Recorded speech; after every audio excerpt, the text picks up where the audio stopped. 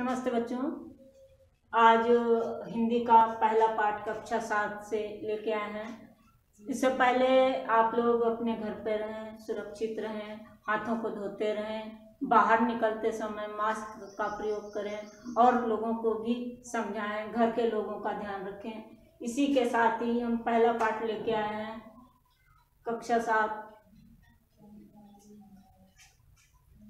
अब जागो जीवन के प्रभात, वसुधा पर ओस बने बिखरे हिमकन आंसू जो क्षोभ वर उषा बटोरती अरुण गात। अब जागो जीवन के प्रभात, तम नयनों की ताराएं सब मुद रही किरण दल में है। अब चल रहा सुखद ये मलय बात, अब जागो जीवन के प्रभात।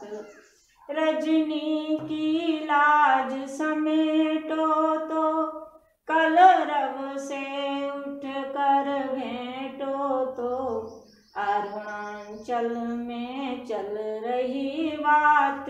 अब जागो जीवन के प्रभात। इस कविता के लेखक छायावादी कवि जयशंकर प्रसाद जी हैं। जयशंकर प्रसाद जी इस कविता के माध्यम से नवजागरण का संदेश देते हुए कह रहे हैं कि हे मनुष्यों, हे भारतवासियों, इस जागरण की वेला में जाग जाओ और इस पृथ्वी पर वसुधा पर ओस बने बिखरे। इस पृथ्वी पर ओस दुख के जो आंसू, ओस रूपी दुख के आंसू जो हैं वो अब प्रातः काल होने पर समाप्त हो गए हैं। यानी अब दुख के दिन समाप्त हो गए हैं और सुख के दिन आ गए हैं। अतः अब जाग जाओ। रात्रि के बीत जाने पर अंधेरा भाग जाता है, तारे छुप जाते हैं और किरणों के आने पर, सूर्य की किरणों के आने पर अंधकार भाग जाता है। और उस अंधकार के जाने के बाद प्रातः की शुभ बेला में ये सुंदर सुगंधित, शीतल सुगंधित हवा बहने लगी है। अतः अब जाग जाओ।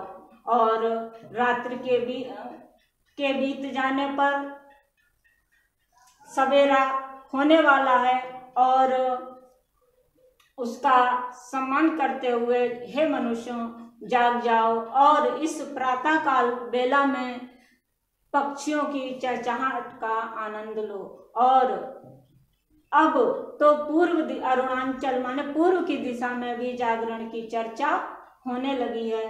अतः हे मनुष्यों, अब जाग जाओ। बच्चों, अब इसके बारे में, इस कविता में कुछ कठिन शब्द आए हैं, उन्हें बताए दे रहे हैं। शब्द और अर्थ। शब्द है वसुधा। इसका अर्थ है पृथ्वी, धरा, धरती, धरित्री, धरणी, वसुंधरा। इसके पर्यायवाची शब्द हैं हिमकंद का मतलब है बर्फ, बर्फ के कण। क्षोभ, दुख।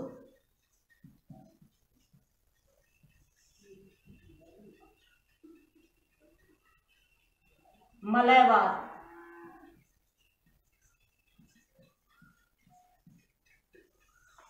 इसका अर्थ है शीतल सुगंधित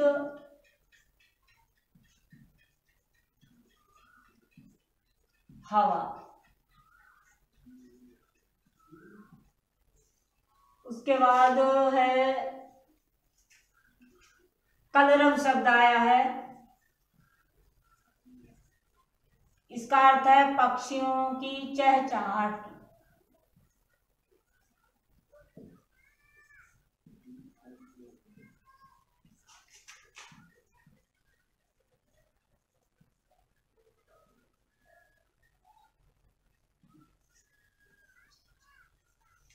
और अरुणाचल,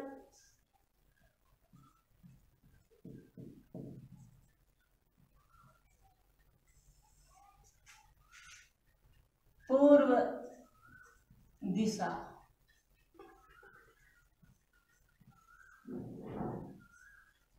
बात,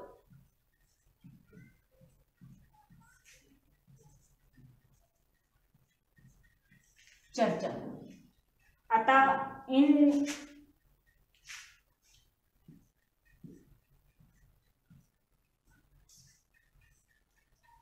बच्चों ये शब्द हैं और इनके अर्थ हैं। इन शब्द, इस कविता में इन शब्दों का सही अर्थ समझते हुए आप इनका अर्थ लिखने की कोशिश करेंगे।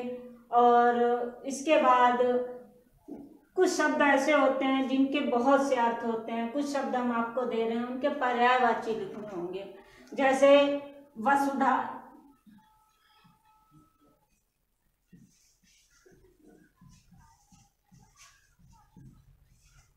शब्दों के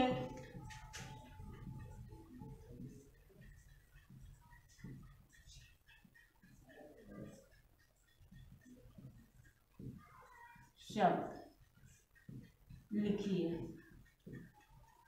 जैसे वसुधा के लिखिए धरती, धरित्री, धरणी, भू, धरा, वसुंधरा। ऐसे ही यहाँ पर एक शब्द आया है रात।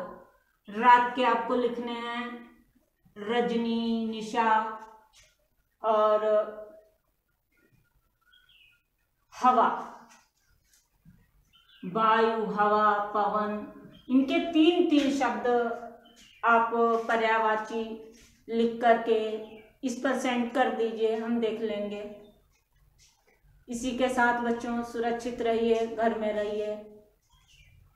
नमस्ते।